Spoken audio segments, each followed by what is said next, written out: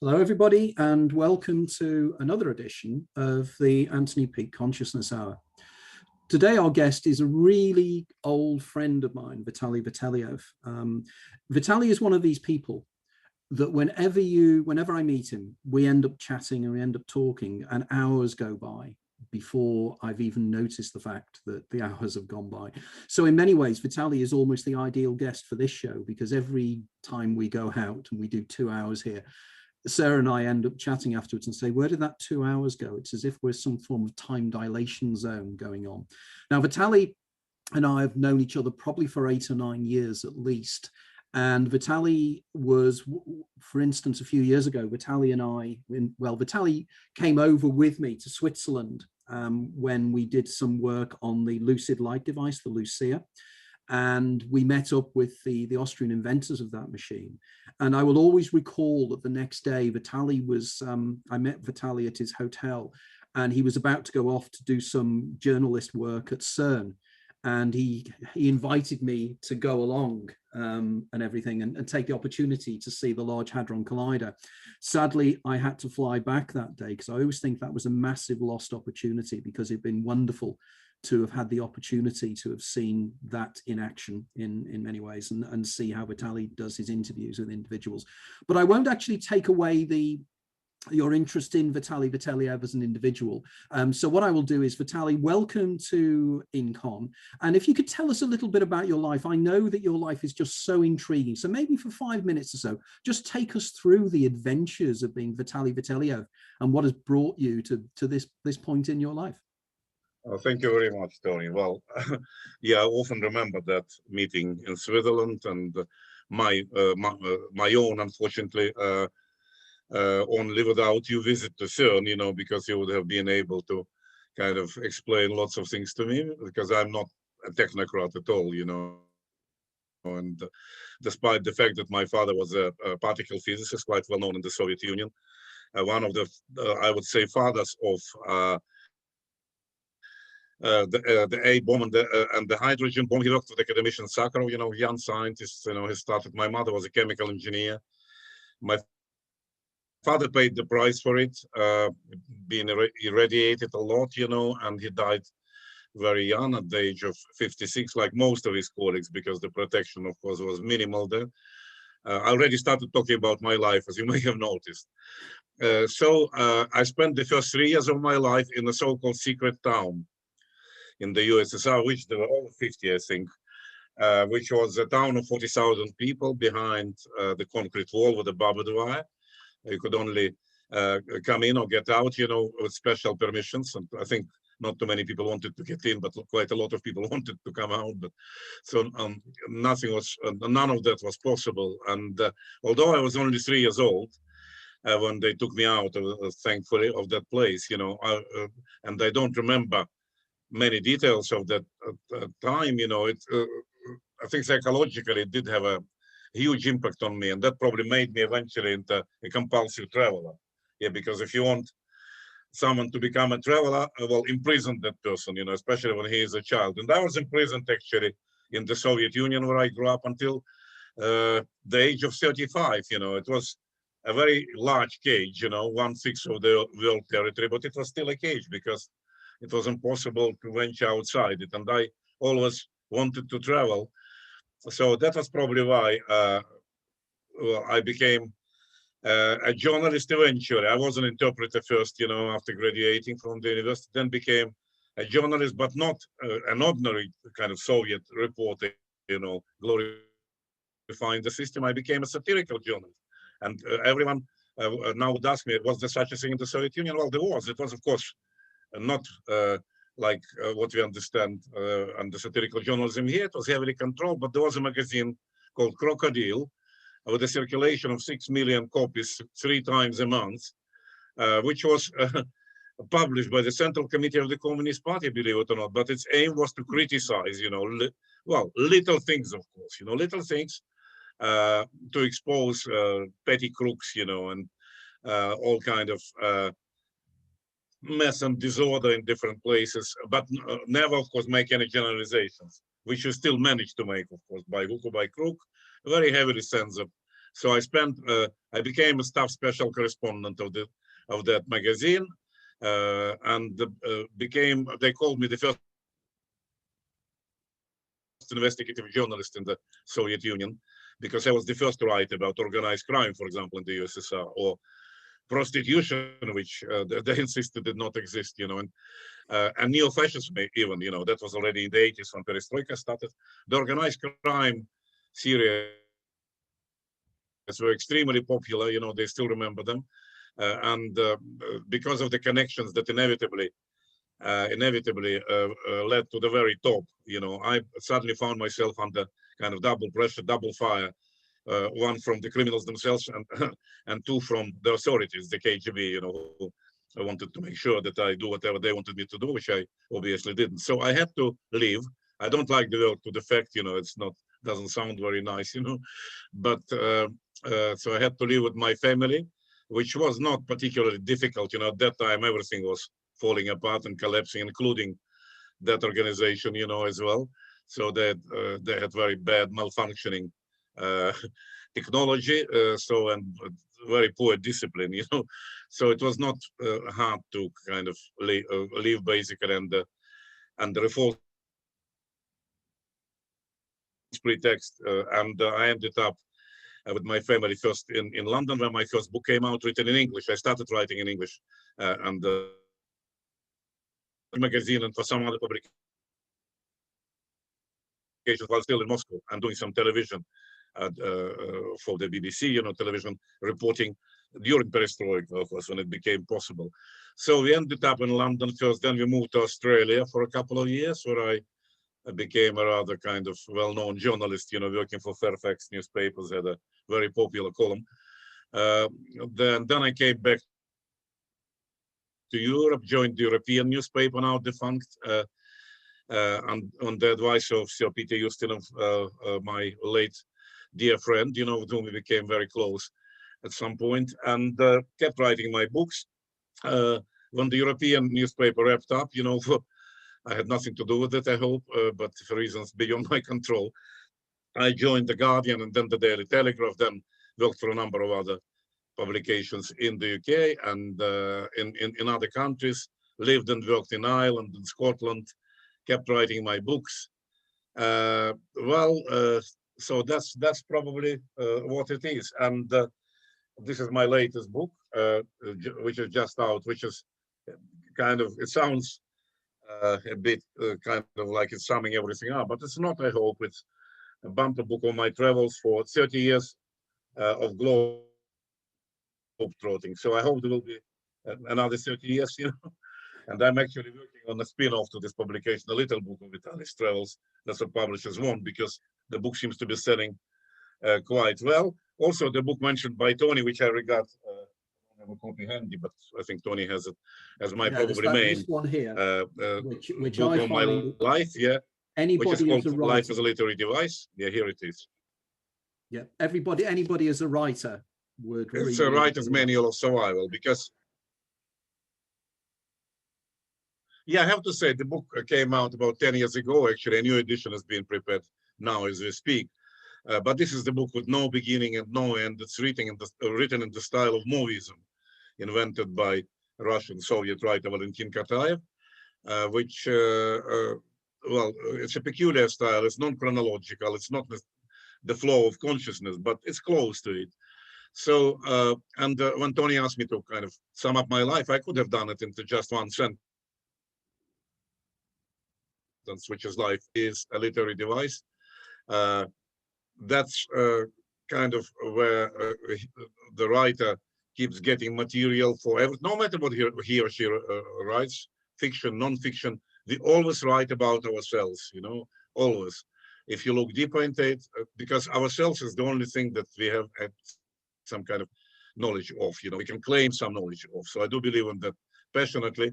It entails a lot of problems and difficulties in the writer's life, of course, because, it's a very East European concept that a writer must suffer, Leo Tolstoy said that, although he himself didn't really suffer that much until the end of his life.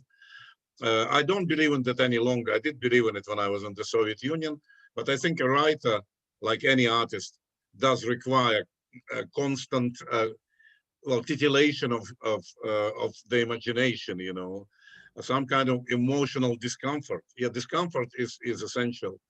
And I discovered that in the West, well, in the Soviet Union, it was easy because the discomfort was provided constantly by the environment where you lived, you know, didn't have to look for it. Well, in the West, you know, of course, there are other problems that probably more serious than the ones we had in the Soviet Union. That's a separate theme, you know. Internal kind of enemies rather than external, and the internal enemies are much more powerful, as we discussed repeatedly with Tony and with other people. But here I realized that this kind of discomfort and these new impressions that writer needs can be provided by traveling, you know, by visiting different parts of the world, and particularly for someone who was like a depressed spring for 35 years, you know, then the spring was released and started going left and right, you know, so they couldn't stop me. For 10 years, I couldn't stop traveling, lost everything I had on the road, you know, literally, but gained a lot as well.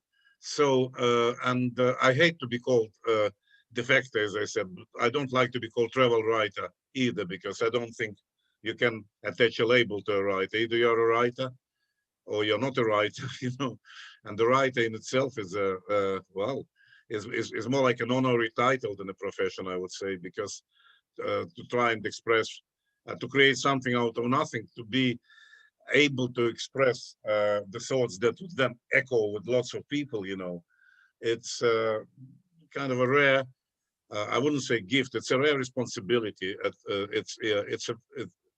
It's very hard work, you know. John Steinbeck said it's the hell of a job, really. It's one of the hardest things you can do.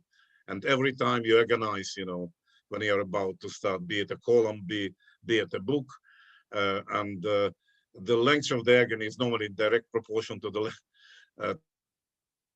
length of the work you're going to write, you know. So it is always a struggle with yourself. The moment the struggle ends, you stop being a writer. That's one of the sad paradoxes of being an artist in general, I would say. Sorry, I've been speaking for too long. No, not at all, not at all. One of the things, the first time I came across your work, it was quite extraordinary that, you know, for many years I'd watched you on Clive James on television. And it was only when you contacted me about 10 years ago and I made the link and I thought, oh, that's that guy. How did you ever end up? Because I used to remember that Clive James, it was on a Sunday night, and Clive James would be there doing his Sunday night program. And then he'd say, now let's go over to our special correspondent in Moscow. And you'd be in what was this kind of room. And you would tell everybody what was going on in the Soviet Union. How did that happen? How did that come about? It must have been quite problematic for you. Yeah, dear old Clive, I'm still mourning him, you know, because he passed away a bit over a year ago, and I still can't believe it because he was so much alive, so full of life, and I will never. You know, whatever he said, his amazing experience. I knew him quite well and his family, and we were friendly. Like, for example, he used to go quite often to a book market in Cambridge, and he says, you know, what sometimes I buy the book that I have already at home, and I know I have it, but I just can't stop myself from buying it. And I asked, what are you doing it for? And he said, well, just for the pleasure of carrying it home again, you know. And I often remember that I do it as well. Actually, after that, I started doing it. Sorry, you know. Anyway.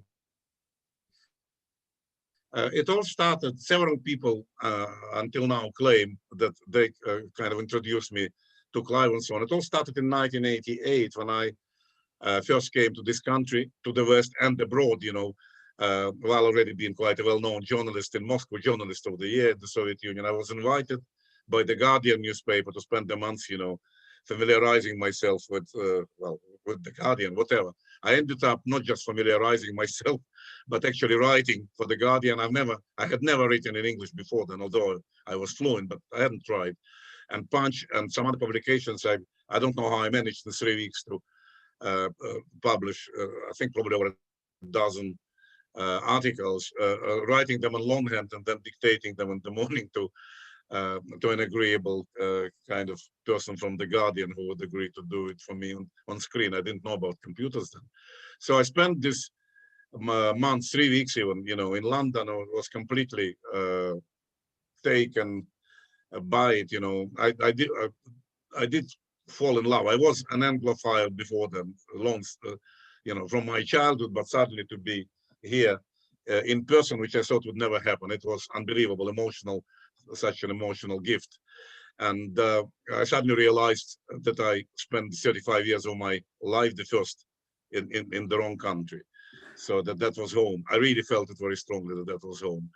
So anyway, and I was interviewed a lot because the Soviet Union was then still quite a big story, and I was quite hot, as well as they say, as the investigative journalist and so on, talking about organized crime, the Soviet Union. Wow.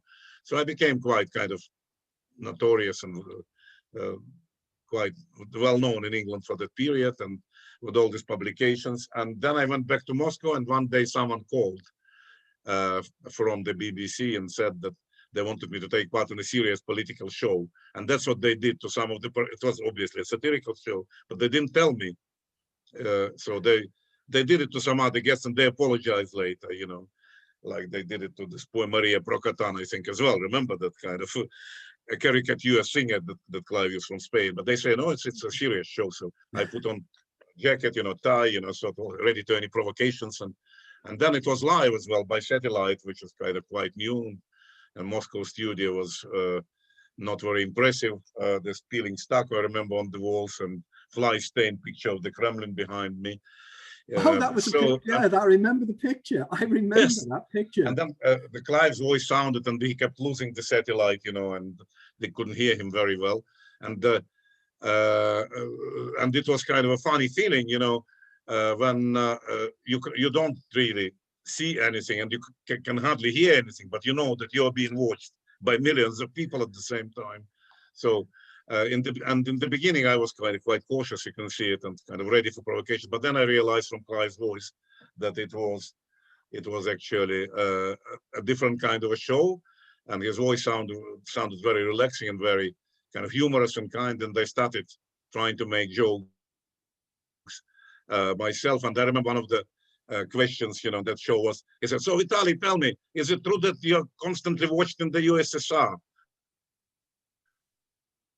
And my reply was, I'm not so sure about the USSR, but I'm dead sure I'm being watched in Britain now. Something like that, you know, so it's a little pun. And and people were quite amazed that someone, you know, from, the heart of the Red Empire, you know, the evil empire could actually be funny, you know, and joke. And my present-day wife, Christine, she remembers it, watching it also, you know, with her family, and they were all sure that I was a fake, you know, that it was just another of Clive's kind of setups. So absolutely, that's what I believe. That's exactly what I believed it was. Yes. I thought it was a I lose setup. my accent and come out speaking, you know, very posh, you know, a kind of English accent, and so the joke will be over. Yeah, that was, I still don't know who was it who actually recommended me, but several of my friends say they did, but you know, it doesn't really matter. It was a very long time ago, but it's amazing how people of all the generation,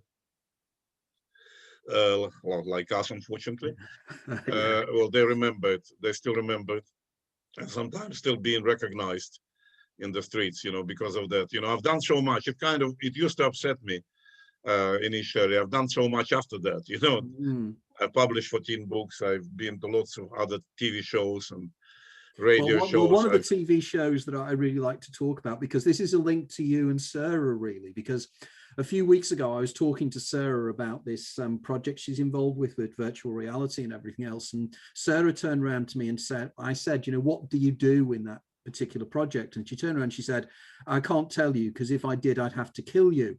And I remember this is exactly what you said on Have I Got News for You, wasn't it?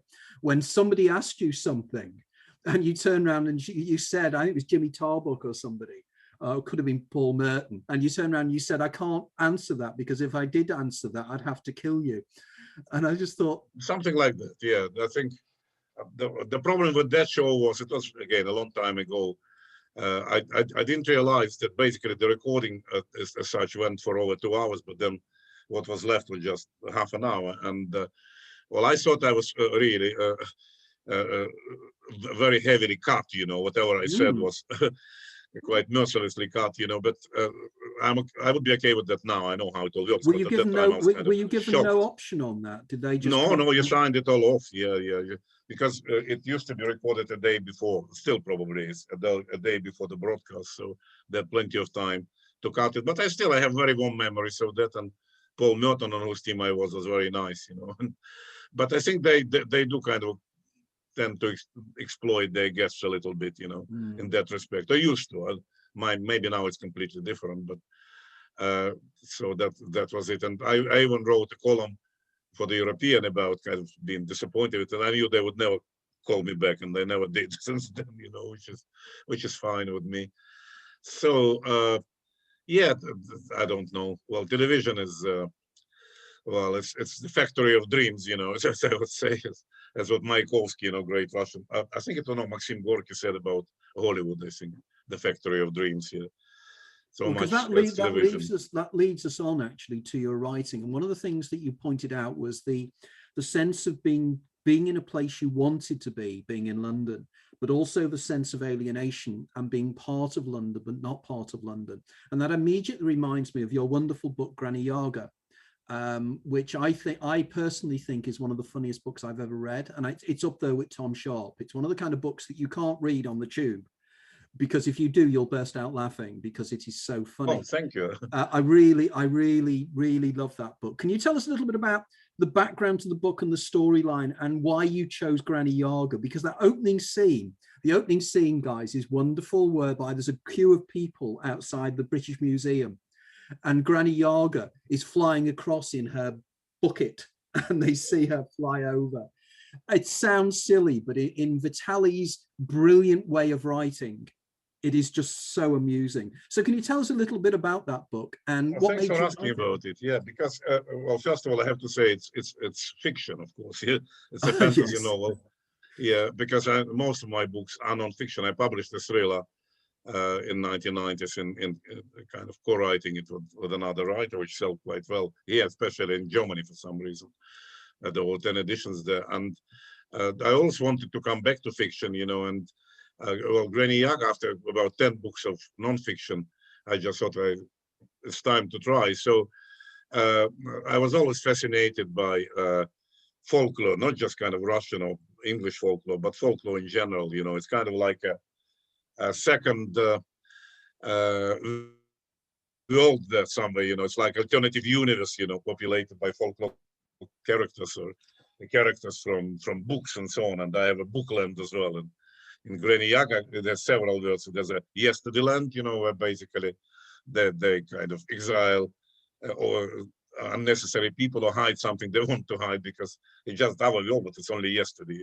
And there is a bookland, you know, where basically the heroes of books reside. And it's a fairy tale, of course. I always, from childhood, obviously, Baba Yaga, which is kind of Granny Yaga is kind of is my invention. It's more like Babushka Yaga. It's a bit more benign than Baba Yaga. Was one of my kind of favorite characters from childhood. Most feared ones in the beginning because, you know, in Russia, children and Ukraine, where I was growing up, children were scared with Baba Yaga, who is children who lives in a hut on chicken's legs, you know, whose teeth grow into the ceiling. They're so big, you know, who smells like, you know, the whole platoon of soldiers, you know, and eats little children for supper, you know, and all this kind of stuff, you know.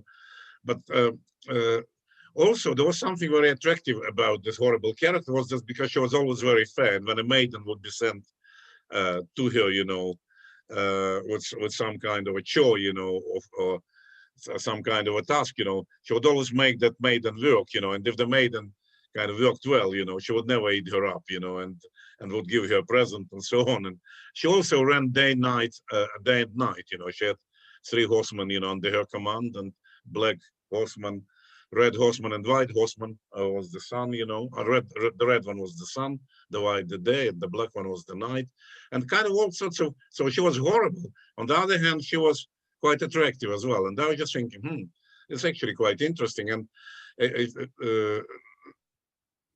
in the only monograph published in America, of course, where else, literary monograph, serious monograph about Granny Yaga as the misunderstood mother of Russian folklore, whatever, this literary scholars, come up with, well, she is described as someone who is really very controversial, very misunderstood. And that's why very human, with all the magic powers. And so I just started thinking, what if to make this Granny Yaga a very positive character, someone who obviously being a witch, lives more or less forever and can do almost anything. But at some point, living in a forest in this little hut, she decides to shield herself from tourists, basically, who come to stare at her and to stare at the hut that kind of rotates, well, towards the visitor and so on. And then they started basically, particularly when they started cutting the forest, around her, and so on and so forth. So her life in the forest became unbearable. So and she decided to come and live with us, and become her true self. And basically, her background goes in my novel, of course, only goes to the prehistoric Russians, to the tribes of nomads, like Polovs, Hazaris, and so on.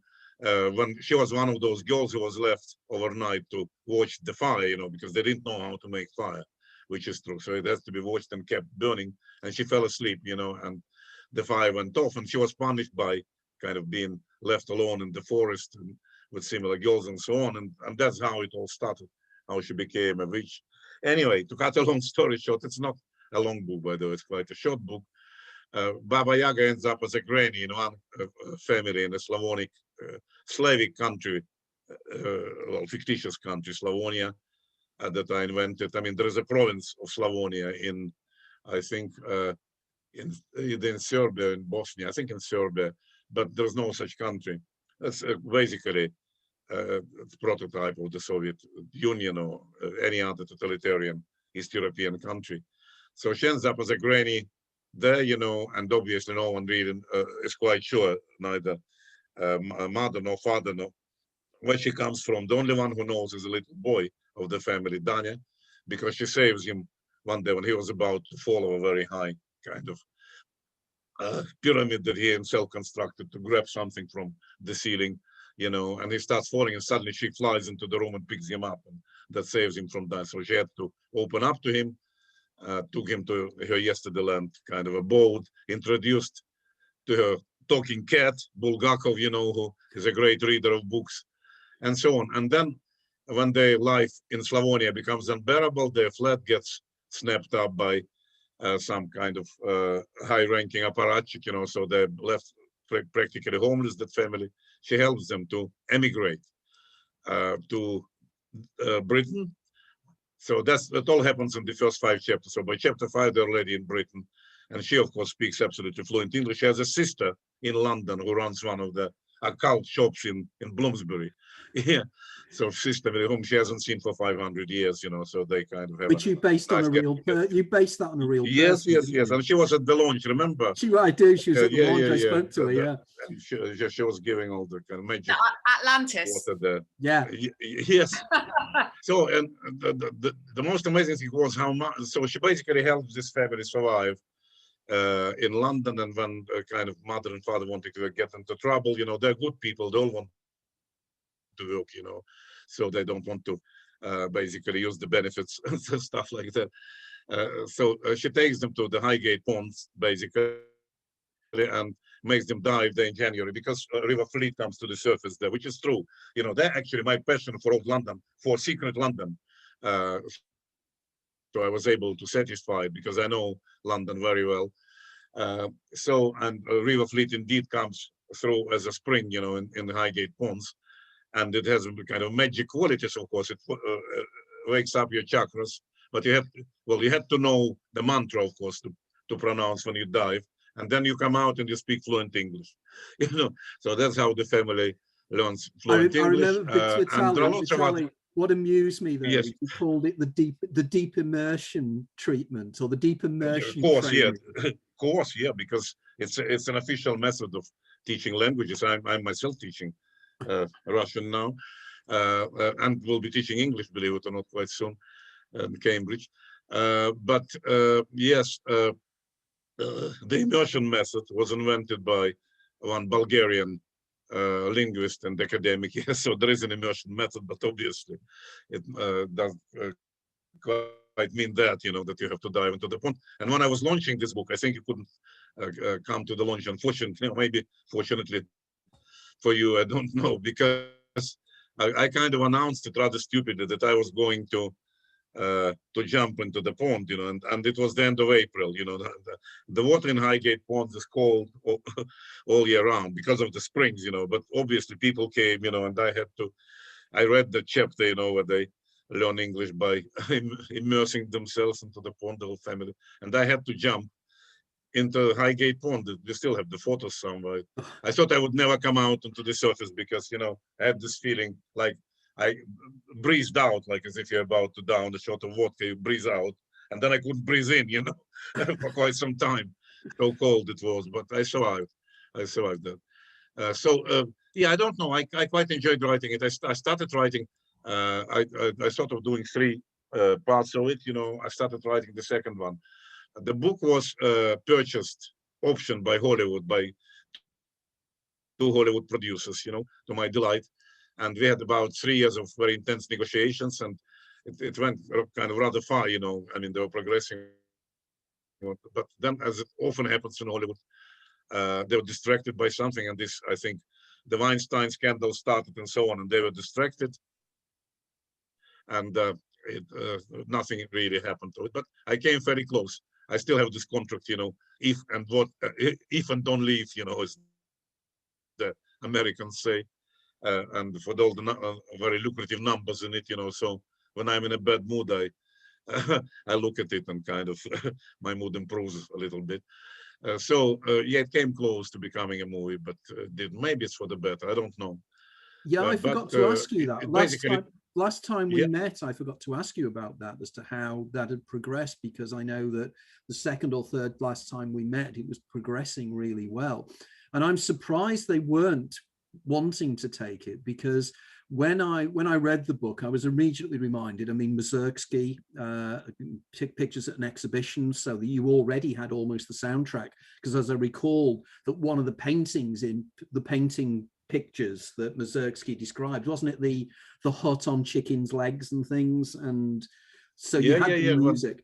Well, in the British Museum, there's quite a lot of scenes there, and yeah, well, what can I say? I mean, they did like it, and so I was kind of lucky in a way. And we had lots of this conference calls, as they called it, and they're kind of strange people in Hollywood, they're very impressionable, and they change their mind quite a lot, and they wish you have a great Thursday, they say, for example. I don't know, they're kind of a great Thursday, they like the word amazing very much, that's, I think, the only adjective they use is amazing. Everything is amazing.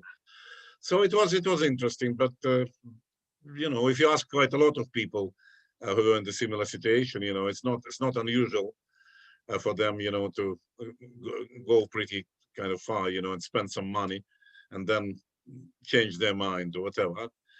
So maybe something else. I wrote another book after that, another fiction book, Out of the Blue, which was about multiverse. Actually, Out of the Blue, as well as probably Granny Yaga, I say, were partially inspired by your books as well, I have to say, because you were one of the first basically writers who opened to me this world, of I wouldn't say paranormal, I don't like this word, maybe let's say spiritual kind of depths, things metaphysical, which are no less important probably than things materialistic, because if you remember how, why I contacted you, yeah, please explain that in story. The beginning. Please do that. Well, I kind of started at some point, it was about 10 years ago, getting mildly interested in well, let's say spiritual side of things. And I came across your name, I can't remember how, maybe I spotted in our beautiful bookshop David's books. I think I saw one of your books where you later came to speak.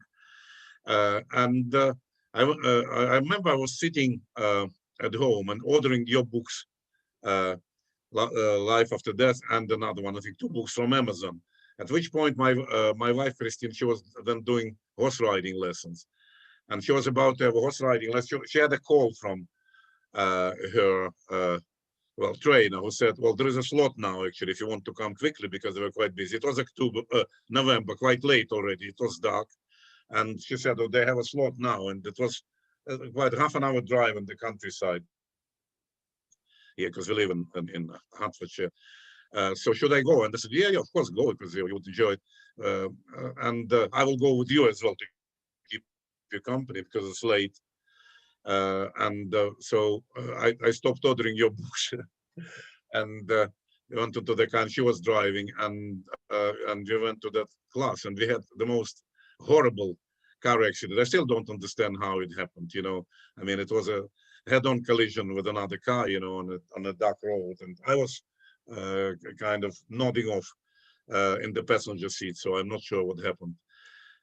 So anyway, it's pretty horrendous. It was. We obviously both survived, and had multiple fractures, you know, of course, in my ribs and so on, and took several months to recover. And then somehow I remembered, well, I started, you know, when you experience something like that, you start thinking willy-nilly about life and death, about whether you're still alive, because the collision was so, I mean, the people, the firemen who arrived, you know, when I kind of came to the car to pick up a couple of things, and it was still kind of burning and everything. And I said, can I pick up from there? I said, and who are you? I said, I was one of the passengers of the car. I said, come on, you know, stop pulling my leg. You know, there couldn't be anyone alive there. Look at the state of it. I said, no, seriously, I was. So it was really kind of one of those miracles. And I just started thinking, maybe we are in a different universe, you know, maybe in that universe where we used to be before. We are both dead and so on. I mean, inevitably, I think everyone probably who went through something like that has similar thoughts. And I did order your books and read them in the end with a little bit of a delay, and started taking interest in spiritual things. And I can say now, kind of, again, to cut a long story short, I went to spiritualism quite seriously, probably too seriously in the beginning, and then was a bit disappointed by well, some of the mediums, you know, in particular. So I discovered Buddhism quite by accident. Like the best things in this life happened by accident. So I discovered Buddhism. I started attending local Buddhist group, and then became a member of London Buddhist Society, and I absolutely love it. I meditate well, every day, almost every day, let's put it like that. And I go to Amaravati Buddhist Monastery quite often, which is not far from us. I've been to retreats. I've been to Buddhist summer school, and well, I can talk about it for for a very long time. But Buddhism was just what I was looking for. It was not a religion, you know, because I don't believe in anything dogmatic after 35 years in the most dogma-riddled country, you know. Buddhism doesn't impose anything on you. The Buddha has always said, you know, don't take anything on trust, you know, try it, check it, and see whether it works for you. So it's a wonderful philosophy. It's a very calming and very kind of, I would say, life asserting philosophy, teaching you about lots and lots of things. You know, it's amazing how many common grounds it has with modern science, and it's very old. It's 2,500 years old. Buddhist philosophy, psychology of that time was, you know, almost modern psychology. Even, you know, I have a book called Quantum Buddhism. So quantum theory is all that. That's all they predicted, you know, in Buddhism. It's just amazing the parallels with modern times, how modern it is and how ancient it is. So, well, I would probably call myself, if not quite a Buddhist yet, but someone who is trying to become one. Very, very interesting. That is intriguing, because I don't know if I ever told you the tale of the Buddhist monk who contacted me. I received a very strange email one Sunday afternoon from a group of people in Serpentine in Western Australia. and they said the most peculiar thing has just happened. We live on the outskirts of Serpentine. And they turned around and they said there was a knock on our front door. And we went to the front door and answered the door. And standing in the front door was a Buddhist monk in full Buddhist regalia, you know, in the monk thing. And he turned around and he had in his hand an email address. And he said, I need to contact this man in England. Can you please contact him on your computer? Because we don't have a computer in the monastery. And he said, I'll come back next week. No, they're not allowed. No, and he said, I'll come back. And particularly they're part of the forest tradition, the Thai forest tradition. So it's very austere. Yeah, I know. And he said, I'll come back next week. And if you can, I need to write to him and I need his address. So they said, really, really odd. And they said that we just saw him wandering off into the distance. And he turned up I gave them my details, and they turned up the next week and he wrote to me. And he was a guy called Ekigatu Bhikkhu. And he was in the Bonahinya monastery in Serpentine. And he explained in his letter that, and this is how life is so strange, is that he said that there's only about 6 or 7 monks in our monastery. And we all live out in the bush almost, in huts. And he said, so we change huts and they kind of renovate the huts when they get the opportunity. And he said, I'd moved from one hut to another. And he said, when I went into the hut, he said, in the middle of the hut was a table and somebody had folded over a piece of paper because the table legs were wonky. And he said, I looked at the folded piece of paper and I thought, that piece of paper means something to me. I need to pick it up and read it. And he picked it up, and believe it or not, it was a photocopy of the only academic paper I've ever written, which was in the Journal of Near-Death Studies. And he said, I read it and I went through it and I said, my God, this guy has done the quantum physics of Buddhism. He said, it's extraordinary. And he said, I had to contact you. Now, we then became friends, and I actually met him. He came over to the UK to discover he was an ex-roadie. He was an American guy, and he was an ex-roadie of the Grateful Dead. Okay, so that's a great aside story.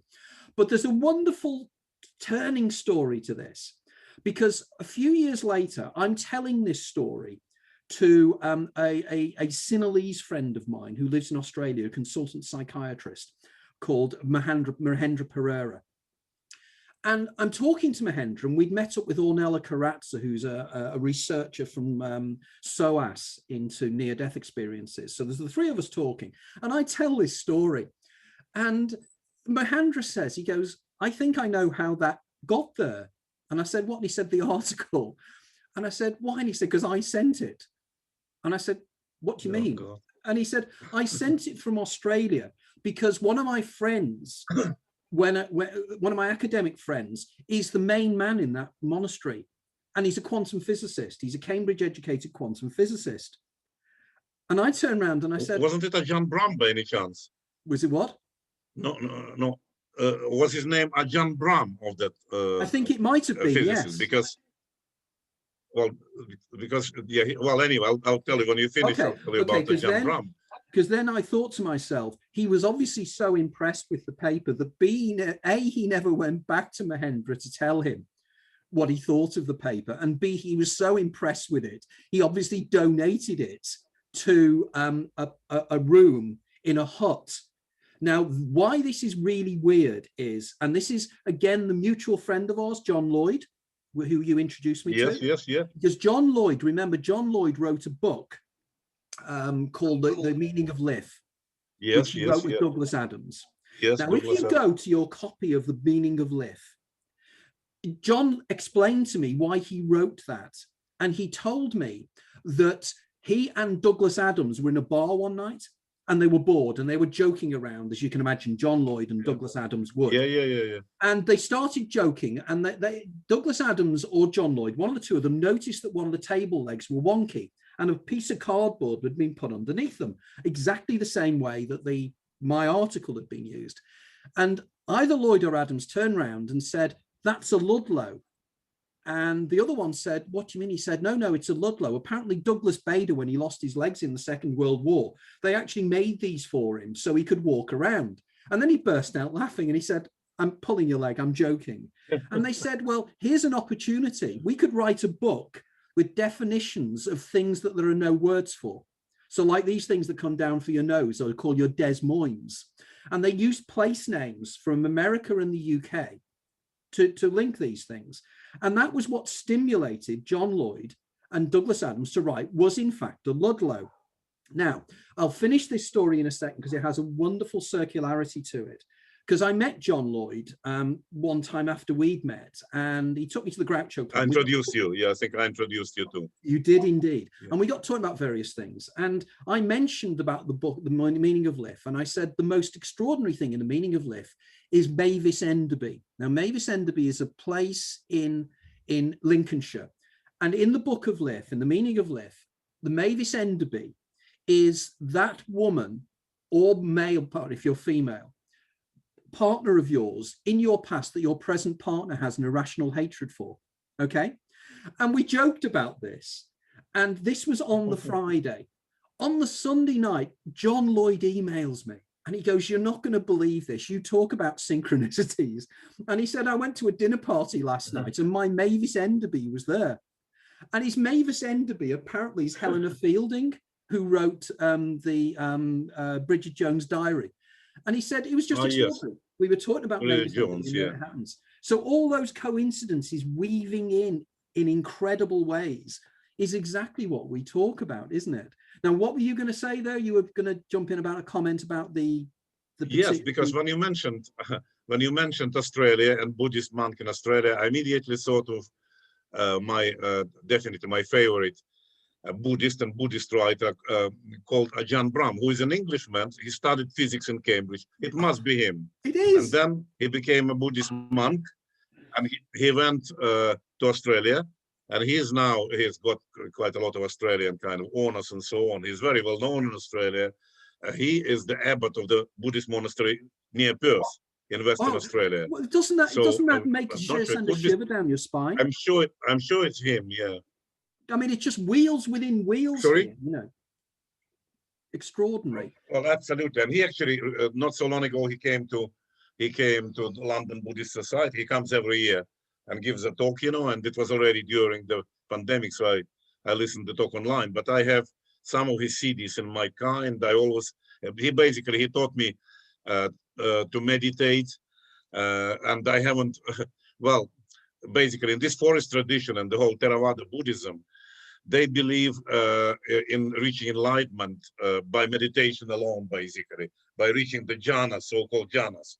There are kind of 4 main ones and 4 kind of upper ones. And jhana is a state of supreme concentration, basically, where time stops, where basically you lose all the feelings in your body and so on. So, and allegedly a supreme bliss, you know. But to achieve that, you have to practice a lot. So basically, it is the way to achieve deathlessness, as the Buddhists call it. Yeah. So basically, although you know, probably an hour clock, it can last, you know, one single moment, but that moment never ends because your state of relaxation, of concentration, is so profound, you know, that again you lose all the concept of time. And there were actually cases when it's quite a lot of Buddhist monks, and not just monks, were able to reach these jhanas. And allegedly Russian oligarchs, they specially order, you know, because it's much more powerful than drugs, they say, they order some Buddhist kind of preachers and monks to teach them to meditate. They even try to intervene electronically, you know, with their brain to achieve this. Just, you know, remember your machine in Switzerland as well, you know, so they're trying to artificially create the same state of the brain, but, which is not easy. But if you do it naturally, it's absolutely harmless. The only thing that there are cases when people are taken for the dead, basically. And there were a couple of cases where even, you know, there were attempts to bury them because they showed absolutely no signs of life, no pulse, you know, but they were simply deep into meditation. And then luckily most of them would wake up, you know, before they had time to bury them. But so they actually even warn now some of the monks not to do anything anything stupid and hasty with them when they meditate. And to achieve this state, you know, you have to practice a lot, and you go through different stages. For example, the one of the first stages is you start seeing these amazing colors, you know, with the eyes closed, and visions in your brain without any substances, you know, just by means of concentration. It's called nimitta. So nimitta, it's such a beautiful. I can say I've reached that stage. Although they say you should never kind of regard it as a competition or as some kind of Buddhists are against any achievement. Achievements there for non-achievement.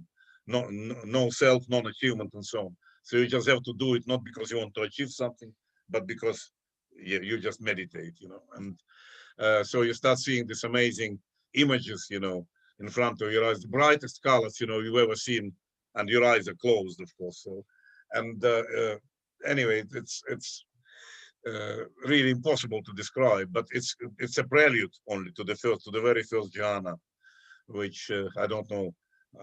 Many people never reach. Even, you know, Buddhist monks, many Buddhist monks, they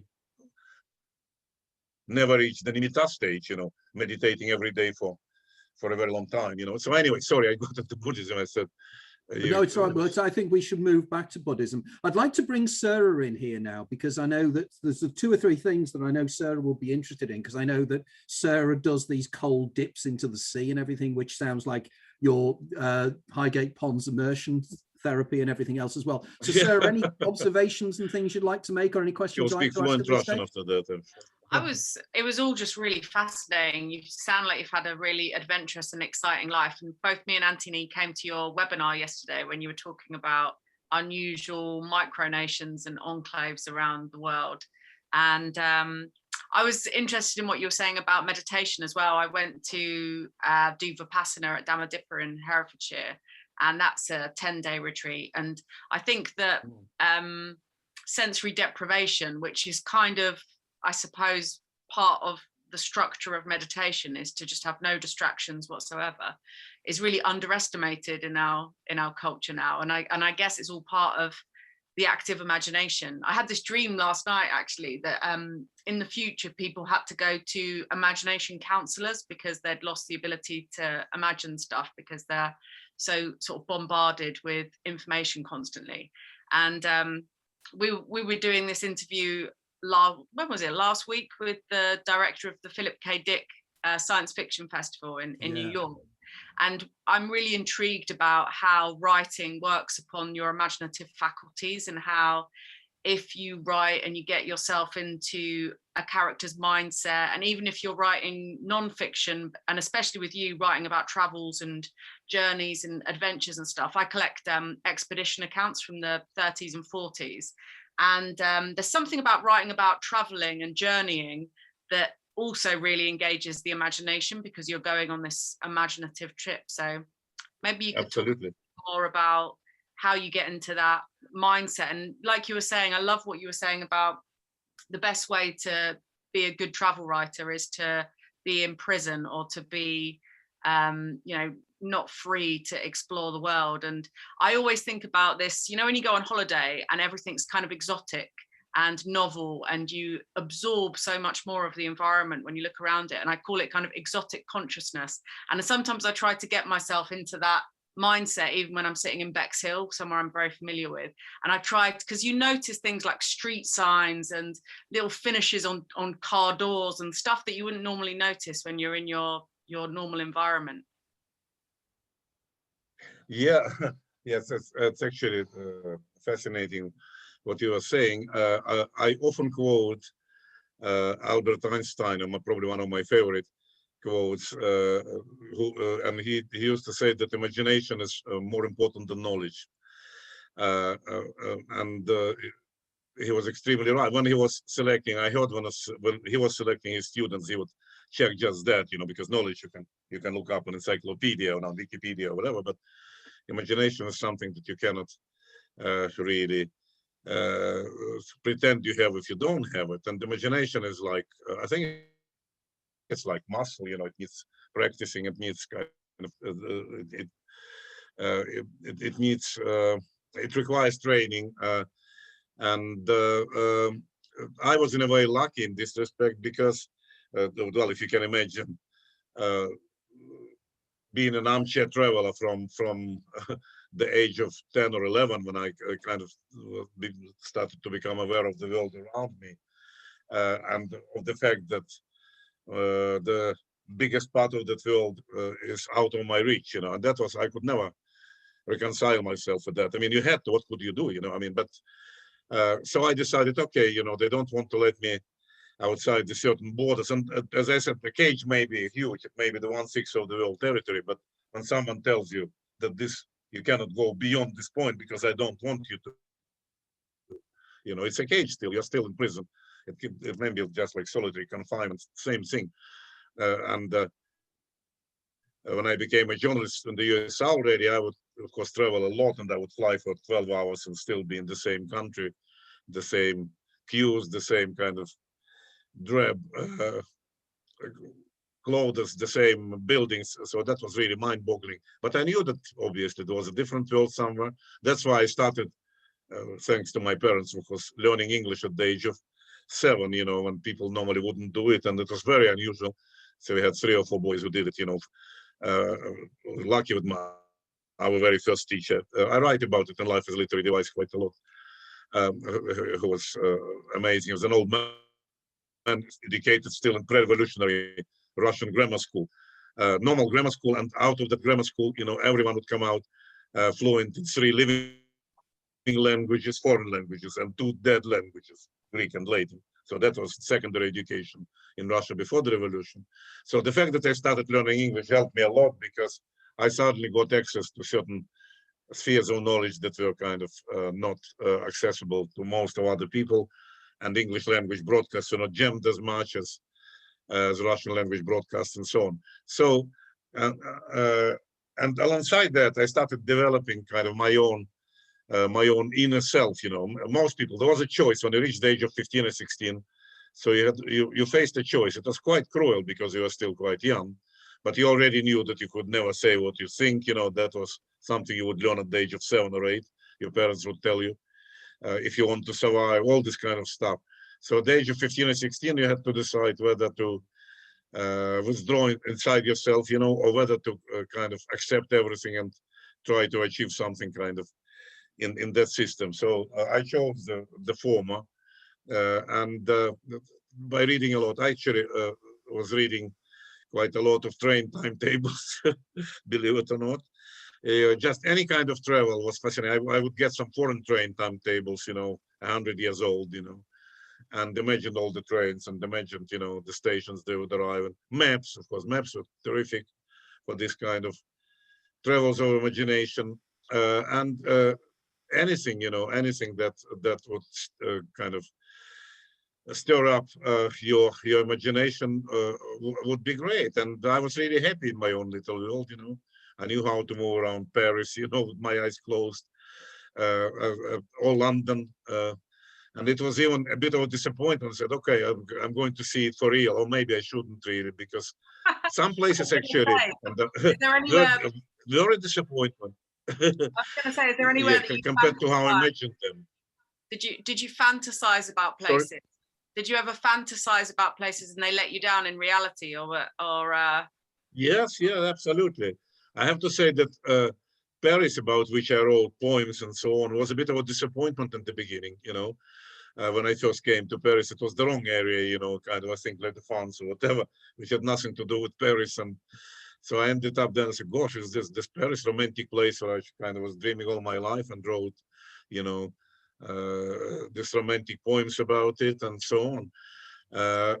London, I have to say, was special, and that's what I said in the beginning. I realized immediately it was home, because it was exactly as I imagined it. Exactly, it was neither better nor worse, you know. And I'm proud during these 3 weeks that I spent here for the first time. I haven't visited a single shop apart from some basic food shops. You know, I was not interested in shops. So I was writing, I was visiting museums, I was just imbibing the atmosphere, because when something happens that you think would never happen, you know, you really feel this amazing euphoria, probably close to, or I don't know, orgasm almost, this kind of emotional orgasm, this kind of feeling. So it didn't let me down, no. So that's why I knew eventually, you know, they had to go to Australia initially, and I liked Australia a lot. and I was very successful there, very successful. But I was missing Europe, and particularly probably Britain, England, not so much Russia, Ukraine. I never really missed them, and still don't. I've been back, and it was always kind of disappointing. So I wish I didn't really, because yeah, as Brodsky said, you can't return to the country that doesn't exist anymore. Yeah, I think imagination is very important, and people who don't have it or kind of suffer from lack of imagination, well, it's like a disability of diverse kinds, I think, and the only thing it can be cured. You just have to have a desire to develop it. It's the most amazing human quality, absolutely. Where's your favorite place to travel to? I was reading on your website that you were saying that it's sometimes the smaller places, I think, or it's a way of looking at places and finding interest in areas that other people might potentially overlook. What for you makes the best place to visit? Well, the challenge is, of course, it's no big deal, to bumble around about and to kind of go from A to B. I think if you're a writer, if you're an artist, you have to be able to see something very interesting in the places that is discarded by everyone as uninteresting and not exciting, or just something that is very too close to home. So I always said and say at my travel writing seminars and courses that you don't have to travel far to make a discovery. Yeah, which you can easily make in your own street, and I kind of I had a bet that I could prove that in any street, you can discover something absolutely fascinating that was overlooked by the people before. You have to just have your eyes wide open. And I love this thing. I spoke about it in my very first webinar. Yesterday was the second. That expression by Chinese writer Li Yutang, who was a very interesting character himself, actually. He was Chinese, who wrote in English and in Mandarin, and he lived in New York most of his life, and he invented a Chinese typewriter, believe it or not, with all the keys. So, and he said that a good traveler doesn't know where he is going to, but a perfect traveler doesn't know where he is coming from. And I think it's one of the most beautiful things ever said. It took me some time, many years actually, to understand it, and my children, I still have to explain it to them from time to time. So why is a good traveler is someone who doesn't know where he is going to? Because you only open up your eyes and start noticing things when you get lost. So I say always to my students, they say, what's the best quality of a travel writer? I say it's the ability to get lost, but see, not pretend that you are lost, but lost in serious. I have no sense of direction myself. I'm proud to say, and I'm not pretending. I managed to get lost in the most amazing little places, like Liechtenstein, like the island of Sark, like a little kind of island in the Great Barrier Reef, and I got so lost, about 50 square meters, couldn't find my tent, and I remember it. I'll never forget it. I'll never forget how, having kind of lost myself in a little forest in Liechtenstein, I wandered into Austria without realizing it, and ended up in an Austrian pub thinking I was still in Liechtenstein, still scared, that of the borders fresh from the Soviet Union. You don't forget it. So to have no sense of direction, I think is one of the main qualities of a travel writer. So again, a good traveler doesn't know where he's going to, because when you're lost, you don't know where you're going to, and you open up your eyes, to try and find out where you're going to. So true. I've been on you have to have a question. When I get lost all the time, and I think that I really love traveling on my own, because when you're on your own, you really notice everything around you in a way that you don't when you've got another person with you and you're distracted by them talking to you, and you're more especially if you have no sense of direction. Yeah. Yeah. Which I think, Vitali, with your preoccupation with enclaves, that could be quite complex, couldn't it? As you said, managing to get lost in Liechtenstein. I mean, one of the things you said in your show yesterday really intrigued me, was that is it Liechtenstein that's the world's top producer of false teeth? Was that Liechtenstein? Yes, yeah, Liechtenstein, yeah. That state-of-the-art place, Ivoclar, the factory is called. I think it's the country's biggest employer. Really. Sorry. And sausage skins, didn't you say as sausage well? skins, yeah, but that's kind of, yeah, they still do make sausage skins, yeah, but I think they're now more into kind of well, high-end basically industry, you know, precision engineering, this kind of stuff, you know, because false teeth is precision engineering, believe it or not, you know. Although implants, I was amazed, you know, when I had to have that factory. So that's different, but it's not just that. It's a very proud country, and in the story that I discovered myself, I'm very proud of this. That this was the only Western country that refused to give back, you know, the Russian prisoners of war to Stalin for execution. So that's something that takes some kind of pride and stamina. So basically, it doesn't matter how big or small the country is, you know. It can be a very small country and a very proud one, and a very strong one, and a very developed one. It's the richest country in the world, Liechtenstein, and not just because of mailbox companies, as many people think, but because of its own industry, which is not a very well-known fact. Well, there is even an airport there. That is one of the QI I worked for, QI program, you know, for a couple of seasons, and they would ask whether is there an airport in Liechtenstein, and yes, there is, but of course, you know, it's not for real planes, it's for model planes, but but there is an airport, and there are helicopter pads, of course, as well.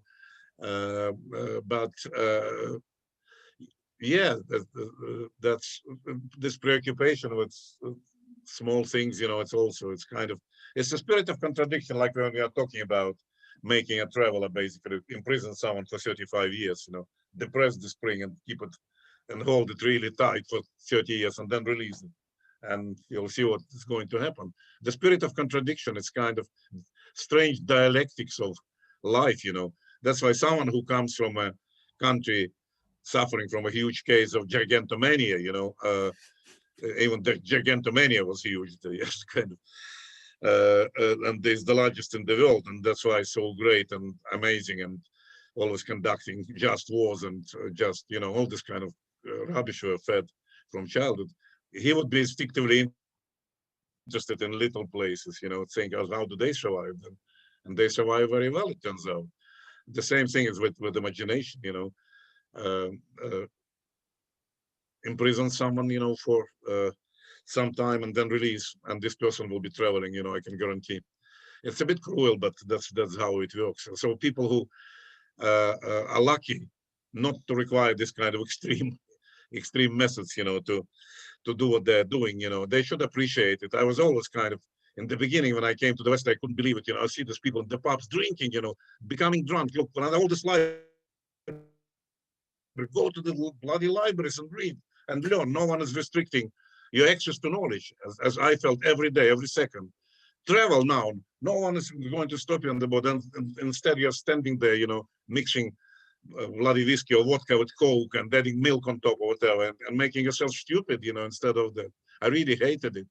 Well, I would really almost close to coming up and telling them off. Imagine what would be left out of me if I tried to do it, you know, saying, what are you doing, guys? You know, you live in a free country. Make sure you make use of it, you know. But yeah, you kind of, I think I will never get used to the spirit of freedom. And I've gone through a lot of very, very difficult times while living in the West. That's nearly half of my life already, 50-50. And when I'm asked at public talks where it was harder, you know, there or here, and I would always say, here is harder, you know. In many ways it is harder. There we knew the enemy, you know. We knew what we didn't want. Now, actually, all my friends in Moscow, my dear friends, writers, you know, almost all of them, you know, now at odds with each other, you know, because of politics, because the country is still pretty much the same in mentality as it used to be.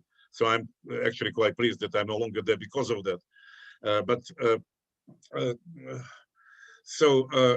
I would always say that here, what I had to go through was much, much harder psychologically and probably physically as well sometimes than anything I ever had to endure there. We were all united in not accepting the system, not accepting our enemies. We knew who the enemies were. Here you don't know who the enemies are, and the enemies exist, of course. The enemies are inside you.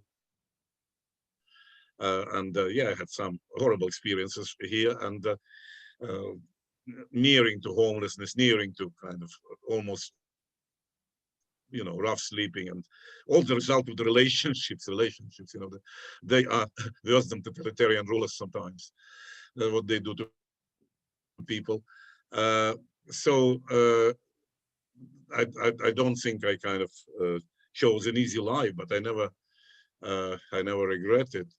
Have you ever been in a situation? One of the things I was talking to a friend about this recently was sometimes when you're traveling, that sensation of getting yourself in a situation where you think, I don't know where I'm going to be tomorrow. That kind of feeling of, oh dear, I've got myself into this situation, and I know that the saying is, if it's anything if it doesn't kill you, it makes you stronger. And I was wondering, with your traveling, have you ever been in a situation that you thought, really, this is quite scary, and I'm not sure if I'm going to survive this? Have you ever had that kind of situation? I'm sure you must have done.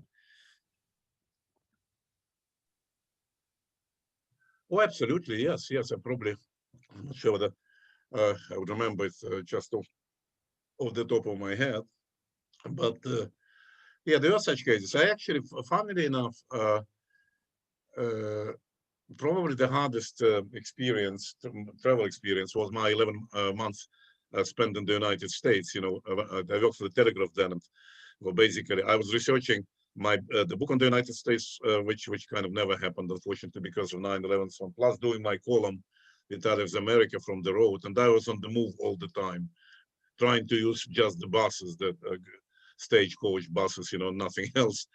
I visited, actually, it was several batches, but there was a period when within 3 months, I think I visited 39 states of the Union. I think I lost count. And I was emotionally so exhausted that I actually fainted at one point in the middle of the day without any reason in North Carolina, I think it was. It was emotional exhaustion because I had to make sense out of a place, write about it. And the only way for me always to make sense out of a place was to talk to the people who lived there, or just to the people whom you met. And to talk to the people, you have to offer something in exchange. You have to talk about yourself as well. That opens up people like nothing else.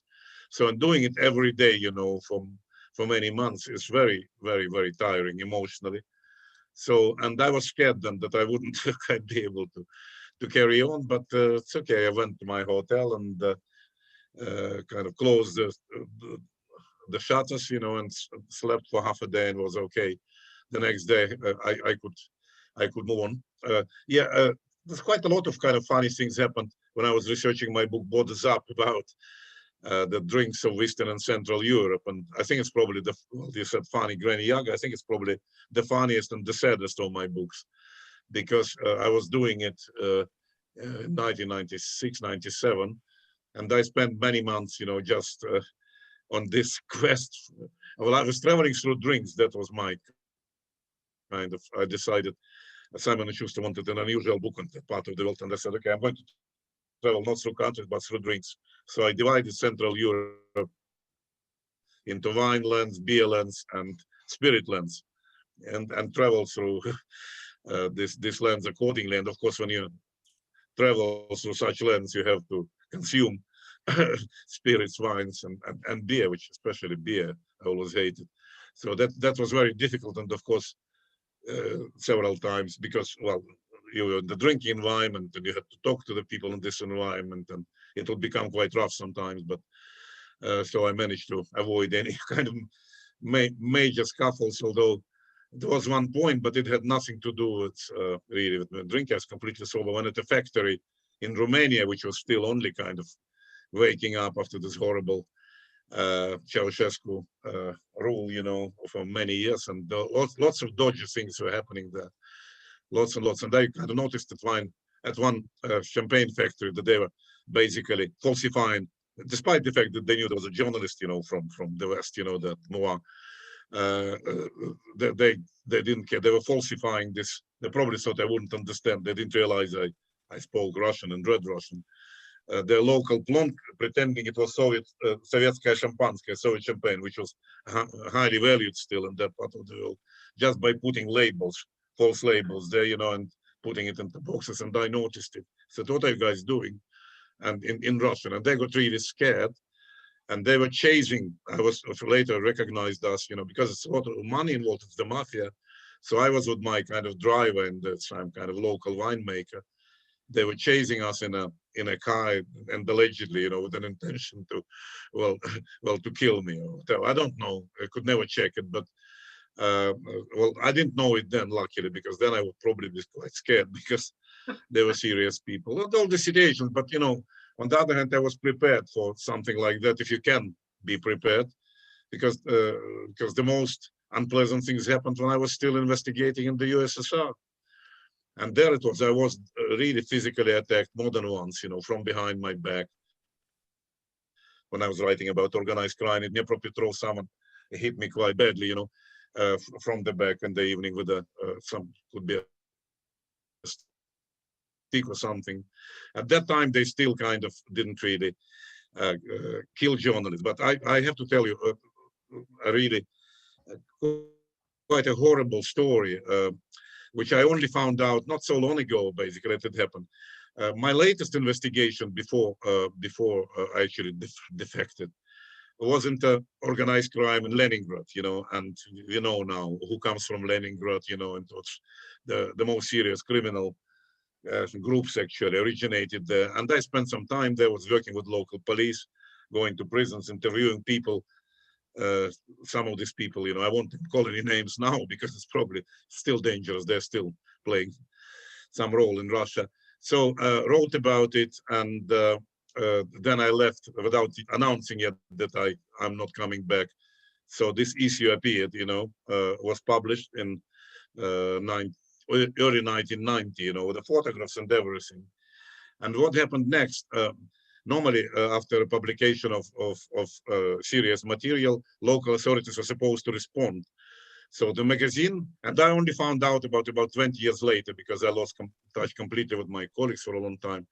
So the magazine basically normally sends about several months later a journalist, normally the same journalist who did the research, and who wrote the piece, to see what happened, what measures have been taken. So because I was abroad at that time doing my first book tour here, allegedly. So they sent someone else whose name was not dissimilar to mine. So to Leningrad to check. So that journalist, whom I knew very well, of course, was killed in his hotel room, and the hotel was set on fire. And this was reported all over the world. It was Leningradskaya hotel facing the Neva River. And they said there was a big fire in Leningradskaya hotel. And only many years later, it turned out that what actually happened was that these people, they came and they were after this guy, who was supposed to be me. They thought it was me, obviously. They couldn't distinguish. So they killed him and set the hotel on fire. So, and when I found out that, I said, wow, it's my former kind of colleague, with whom I'm still in touch, told me this story. I thought, well, what do we do? What does the writer do? I said, well, I must write a book about it. But so I wrote a proposal for a book, which started with the words, it should have been me. But this book so far hasn't been commissioned. Krokodil was an amazing, actually, magazine. It was unique. It was so grotesque. So hopefully one day I will be able to write a book about my crocodile times, because you had to always be on the alert. You had to investigate. You had to fight basically on all the sides, because people who try to compromise you, and to be able to do any research, you had to either drink with the people whom you were not kind of trusting a lot, or do kind of all kinds of things, which is really very hard to explain in a normal free country. It was difficult, but it was kind of fun and good schooling as well. So that was real danger. So obviously traveling elsewhere was not half as dangerous. And I remember when I first came to London, and I was put up by the Guardian in a hotel, Royal Scots Hotel. Now it doesn't exist anymore, near King's Cross. And everyone was saying, oh, King's Cross is so dangerous. You have to be careful, don't come back late, because all this kind of ties. And I would normally say, look, after what's going on in Moscow now in the 80s, I'm not really not worried about it at all. In the morning, I had all these people with bandaged faces, broken kind of chasing me and saying they were Jesus Christ or whatever. I only laughed in their faces, I said, come on, guys, leave me alone. It's all relative, because someone who's been to hell, is not going to be frightened by kind of little purgatory scenario. So dangerous stuff. Yeah, that's probably was it. Because I remember when we last met, it was the day after, I think, the Salisbury Novichok poisoning, and I remember you being quite nervous, quite naturally, and it really brought it home to me how brave you've been in the things you have done, because it's always, I find it extraordinary that investigative journalists, for very little reward, really risk their lives in getting reports out.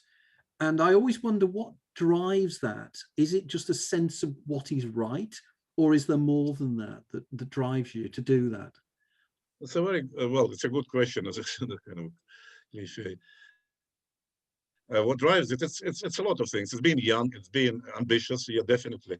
As well as wanting, especially when you come as I did to Moscow from a provincial city, provincial background. You want to make it. You want to kind of, and I made quite a kind of career quite quickly. So you want to be different, but of course you want to expose injustice, and as well. It sounds a bit cliched, but this is it. One of my first kind of investigations in the perestroika time was connected with this hard currency shops, Berezkas. Those who still remember visited the Soviet Union as foreigners, they know that there were shops that were only foreigners could do their shopping. And they had all the kind of goods that the Soviet people were not allowed to come close to. And to me, it always struck me as a horrible kind of distortion of justice, of everything. And I hated it. Like you had to hate it, I really hated the system so much.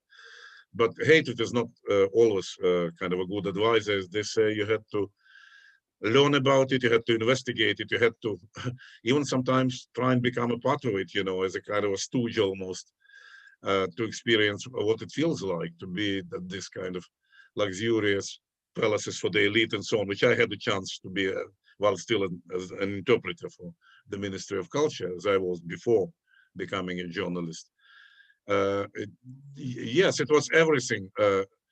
And of course, yeah, it's being young, and with time you start understanding that, it's all very good to be an investigative journalist and to expose yourself to danger and so on. On the other hand, when you get a family and so on, you have responsibilities in others rather than just risking your life right and left. And you realize that, like I realized in the Soviet Union, that the more you try to improve that country, the worse it gets. Unfortunately, it was always kind of cursed in this respect. And you used to look at what's happening now.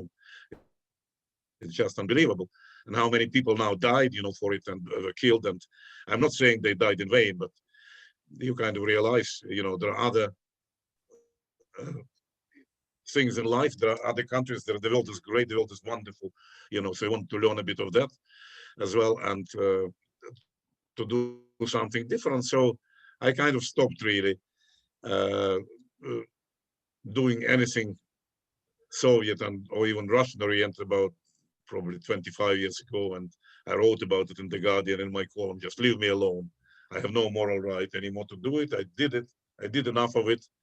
The place hasn't improved, it only got worse. So sorry, I'm giving up now, and I'm going to explore the world, instead. Which indeed, you think you believe when you're young, and there's something wrong with you if you don't, that you can change the world, you can improve, you can make it better. As you grow up, I think this phase kind of gets a bit less strong, and you kind of start believing that the only way you can change the world is by changing yourself. And if you improve yourself, it means you improve the world a little bit as well, and the world kind of improves with you. And that's probably the only effective means of doing it. Whereas, yeah, of course, trying to change the world and improve the world is a utopian idea, and I love utopian ideas. My next book, by the way, that I was supposed to start researching already, but the lockdown put it off, unfortunately, is about utopian settlements of Britain, basically. So it's a travel book as going to be. So I'm going to travel around Britain looking for the associations all too familiar from childhood. And I live in a kind of utopian place, in a place that was started as a garden city, you know, and I can see good things and bad things about it. But I want the epigraph to this book to be the road to hell is paved with good intentions. So unfortunately, in most cases, that's what it is like. If you look at some of the so-called new towns in this country, places, well, I probably again shouldn't be calling names, not to upset anyone, but well, most of the new towns intended, you know, as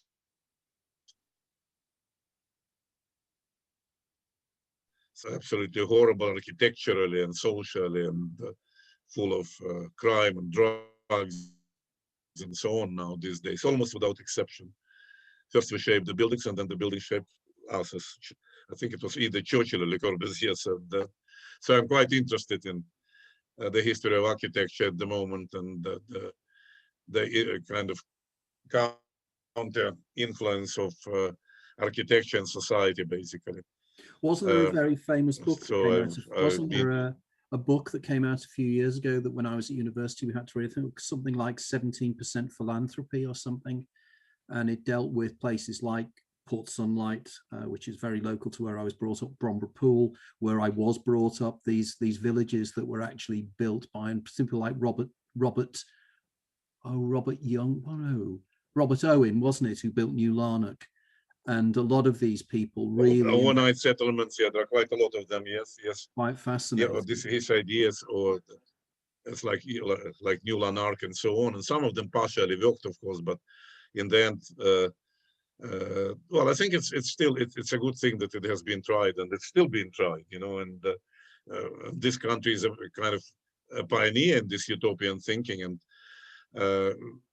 hundreds of settlements, towns, and cities and villages all over the world are modeled on British garden cities, for example, and even as Howard's ideas, and so other utopian thinkers, British utopian thinkers. So I quite look forward to writing this book. I mean, I just hope that I'll have a chance to move around freely sooner or later, because at the moment it's still a problem, of course, even in this country. That is one book to move around, and that's one book I'd really look forward to reading, because I think it's much needed, because this is part of our history and it's something that's being lost, and I think it's important that we run up on that. One of the things I'd also like to just ask, and then I'll hand back over to Sarah, is something that I would like the opportunity to discuss again, was the incident you described to me involving the telephone. Do you remember? There was an incident with a telephone ringing. Yes. Yes, I was actually talking to my wife about it the other day. I often remember it, because I mean, I think we all have in our lives certain happenings that simply cannot be explained from the point of view of materialist science, or just normal logic, even, you know, the logical.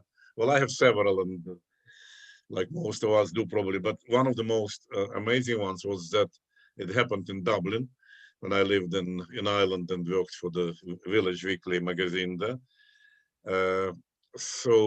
And I was staying with my eldest son Dmitry in Dublin, and I was it was my birthday, 50th birthday actually.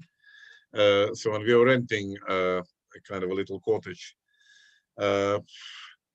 in the center of Dublin, which was furnished pretty eclectically. It had some kind of old bits and so on, and old sofa and this old black telephone, which was just a piece of decoration. It was not connected to any cables or anything.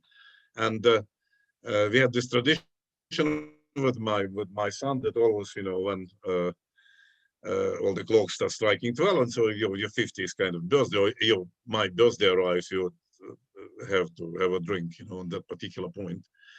And we didn't drink anything until then, so we sat down there waiting for the clock to strike 12. And so it does, and we are holding kind of a little shot of vodka each ready, but we never drank that vodka because suddenly that old phone, this piece of junk of decoration on the mantelpiece or whatever, started ringing just as the clock was striking 12.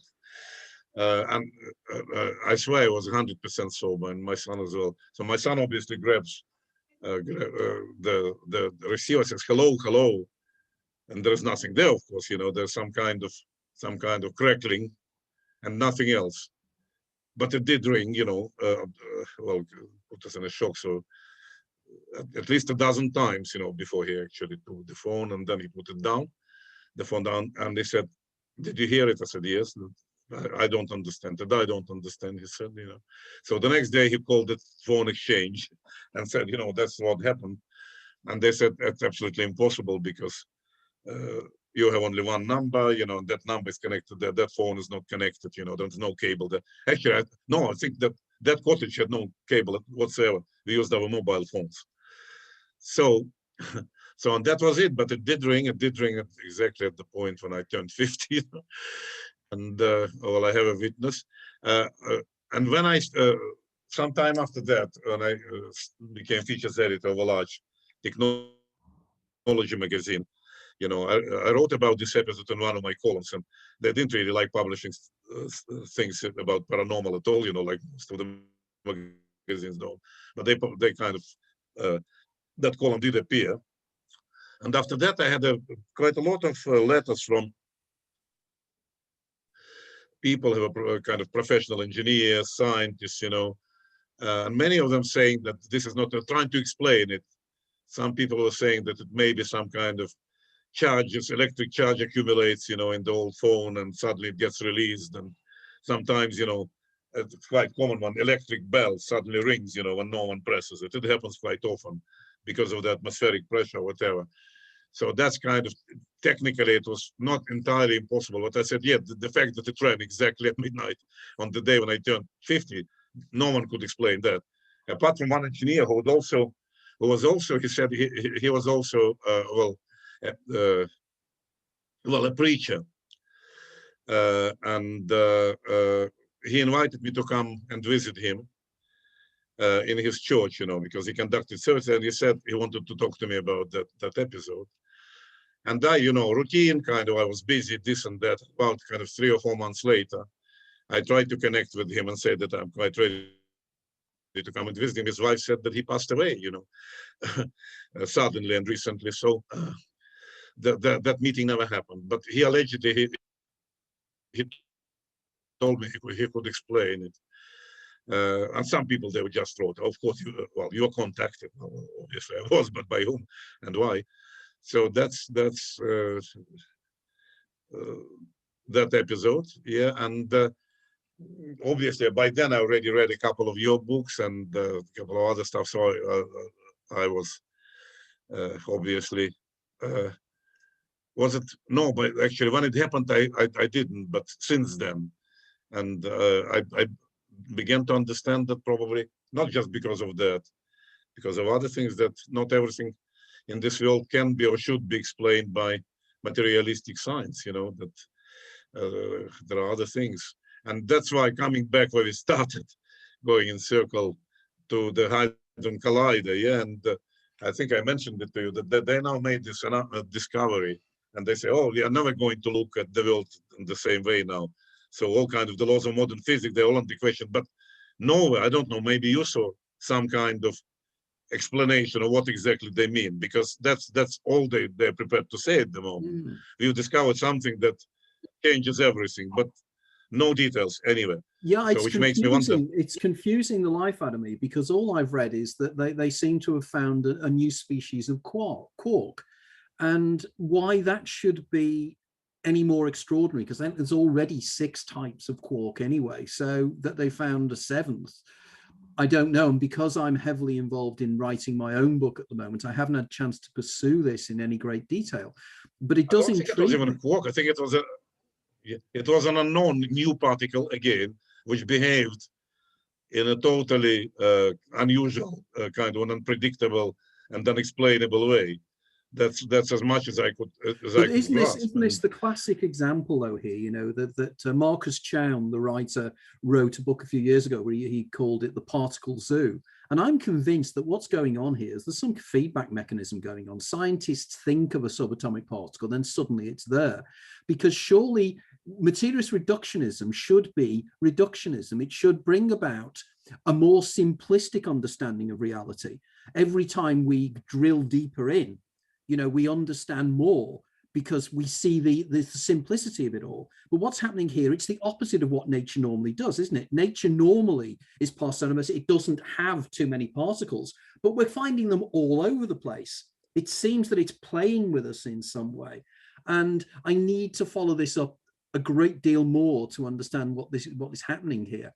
And it really is interesting, particularly, you know, when we just said maybe, yeah.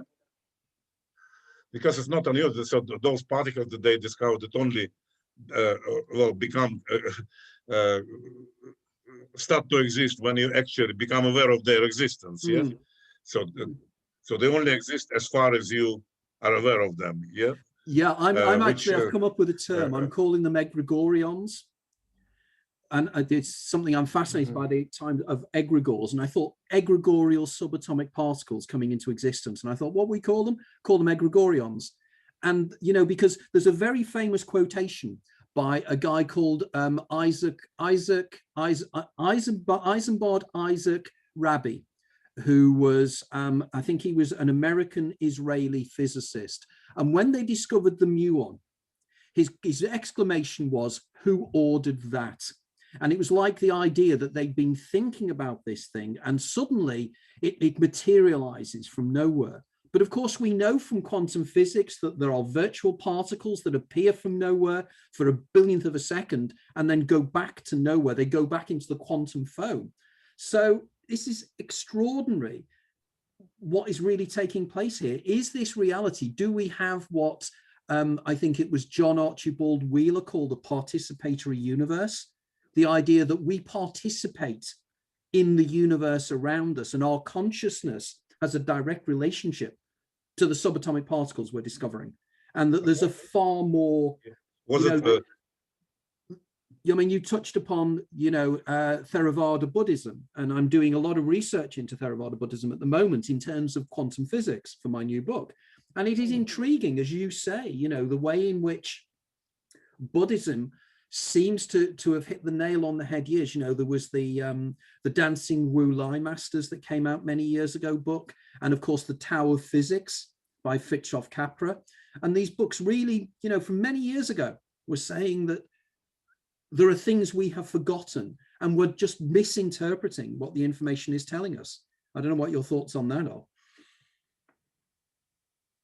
Well, absolutely. But I think thinking what you have just said, I thought the very Schrödinger cat experiment is the same thing, you know, that basically things exist only as much as we are aware of them, you know. And I'm just, I don't know, I won't even go there, you know, because I'm not a technocrat at all, you know, and I'm humanitarian through and through. But what I do hope is, just like with quantum physics, with multiverse theory, with which I'm a little bit familiar because, as I said, it's in the center of my second fiction book, Out of the Blue, you know, this kind of science fiction comedy thriller, as I call it. Well, they're also close to fantasy, you know, basically, the series, that scientifically proved series, you know. So I do hope that this new discovery, or whatever they're reluctant to talk about, is another proof of the connection, unbreakable connection between spiritual world, you know, and the world where we are living, or maybe just the proof of the fact that our world is more spiritual than materialistic. I don't know, because if you take the quantum theory itself, you know, it's not materialism, is it? It's something else. Totally. Totally. Sarah, just handing it over to you now. Are there any points or issues, or have anybody in the chat room asked any questions or any comments or anything else as well? Danny did ask me to ask you, Vitali, what you think of Tarkovsky. Or he's one of my absolute heroes, idols, I would say. I think the best film director probably ever in history. Well, I particularly like his actually his early movie still made in the Soviet Union called Solaris. You know, I've written a column about it recently.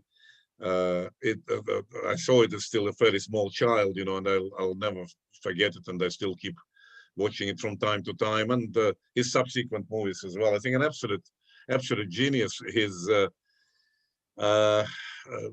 just the photography is amazing, especially the shots of nature, and just superb, absolutely superb. Also died young, you know, unfortunately. Absolute genius. Love him. I was wondering what you think about the impact of the pandemic on kind of creative consciousness, and whether or not, you know, we've all been locked down now for a year. Do you think there may be this blossoming of creativity and imagination once we're allowed out again? Yes, the same old rule of contradictions. I think the worse the better, you know. You're always kind of the journalists say the worse it is in research, the better it is for the story, you know, for the reader. So because everyone likes to read about some horrible adventures, you know, in the comfort of one's own armchair, you know. So I think in my case, definitely, and like in many writers' cases, it does trigger your creativity, you know, and your imagination quite a lot. But of course, I think it's gone for too long now, even for that, because there are limits to everything. I mean, I haven't traveled properly for over a year now. My last trip was when the pandemic was just hitting, you know, before the first lockdown, to the border of Italy and Slovenia. You know, I did a piece for Geographical magazine, the Spotlight, and so I came, and Italy was already part of Italy. That bit, you know, which I visited, was already in lockdown. And when I mentioned it at my office then in the magazine that I just been to Italy in lockdown, they said, "Get out of here and don't come back." You know, so that was it. You know, I haven't been back to the office since then, and then I retired since then, and I haven't traveled properly since then. To travel locally, I still drive. We've got a camper van, so we kind of drive around while it is allowed. You know, now even that is not really. You don't know what's allowed, what's not. But you know, when I heard about this fine of £5,000 for going abroad without permission, it kind of had a very unpleasant echo in my mind with this Article 64 of the Soviet Criminal Code, which punished for up to firing squad for failure to return, they were calling it. So which, well, it's basically traveling abroad without permission, yeah? Defecting, you know, again, sorry for that not very nice sounding word, but so I think it's probably, I know it's all probably needed and necessary, but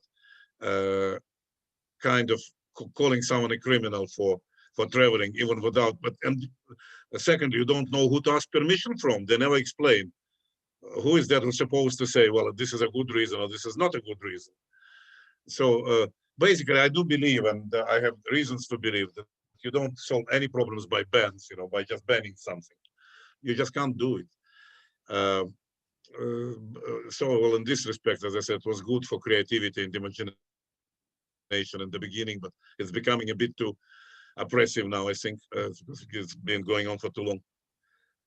Where's on the top of your list to travel to next? You said about writing your book about British utopias, but where other than Britain would you like to go to?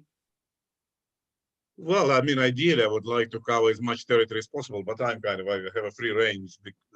I can cover as much or as little territory as I think fit. I can't visit all 4,000 of these settlements, of course, you know, and I would like to start with the Shetland Islands, for example. They also had one or two over the Outer Hebrides, but I think budget-wise and time-wise, I think I'll probably going to limit myself to England, actually, not even Scotland, because yeah, Scotland has some interesting utopian settlements starting from New Lanark and Addison, St Kilda, Stornoway. You know, we'll see how it goes, but at the moment it's really hard to plan anything at all. And I've got my first kind of research trip on the 7th of April in the well, not far from where I live here. You can explore this. You can always go to Milton Keynes, though. Milton Keynes is always open, so you already done it. England's New York. Or Stevenage. Yeah, absolutely.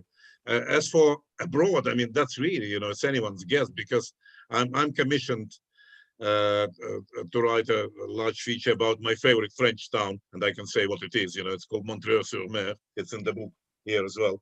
It's not far from Calais, about 40 minutes away from Calais. It's an amazing, beautiful, historically rich, lovely French town. I'm just in love with it, and I used to go there as often as I could. But now, well, basically, I could probably write a feature without revisiting it, but I would like to still, before doing this feature. But we are planning the trip for the end of May, but now I'm not sure even that would be possible because of continuing pandemic, especially in France. It's kind of quite serious, I think. At the moment, it can all change. So that's where I would like to go first to begin with. And as for kind of further afield, I need to go to Australia, you know, because my mom's grave was there and so on. I have to kind of do a couple of things there. And I need to go, it's kind of basically necessity, to Hungary, where my my dentists are, basically dental clinic, you know, to kind of fix my implants, you know, that go with threadband. I was unable to for a year now already to do it. Vitali, didn't you have a 5 Live radio program on your teeth? Am I right? It was not 5 Live, Radio 4. Radio 4 about your teeth. Yeah, The Life of Dental Losses, it was called, yeah, because that's a separate story. Yeah, my teeth, as I said, I was scattered all over the former Soviet Empire, and then obviously quite a lot in the West, and all 5 continents, kind of. But luckily now I have implants, you know, and I forgot what toothache is like, you know, and that's quite a story in itself, actually, because in the Soviet Union, like many other things, that was something that is probably quite unimaginable for people like yourselves, you know, the suffering and the sadism involved, you know. So anyway, I don't want to kind of spoil well, your mood, you know, by telling these dental stories, but you can listen to it. It's called The Life of Dental Losses. It's still available online. So I think it's quite funny as well. I try to make things funny, you know, as much as I can. That's an old habit. Yeah. So can you tell us, I'm really interested in some of the projects you're involved in the future. You've got a new position at Cambridge University, and also you've got a position at Harvard. Is that correct? Oh, no. Harvard, that's an old thing. I was still an investigative journalist in the Soviet Union. I was invited to Harvard and was made. To be invited, you have to be made a Nyman Fellow in journalism. So they sent me the diploma, but I was never able to do it to actually go there and study there for 6 months, you know, for obvious reasons, because I had to, again, defect. And so, but you keep the fellowship, obviously. So that was 30 years ago. Now, recently, I was made a fellow of the Royal Geographical Society, which I'm very proud of. And even more recently, or basically, I'm about to enter this fellowship, you know, from officially from, I think, June or July, I'm not sure, Royal Literary Fund Fellow. And as such, I was invited to tutor students in writing, just improving their writing by Magdalen College in Cambridge University, yeah, basically. So I'll become a fellow of too many fellowships, but still a fellow of the college as well in due course. And I will be there. I will have an office there, and I think 2 or 3 days a week I will be there, basically, tutoring students and well, teaching them how to write better, and so on and so forth. And I very much look forward to that.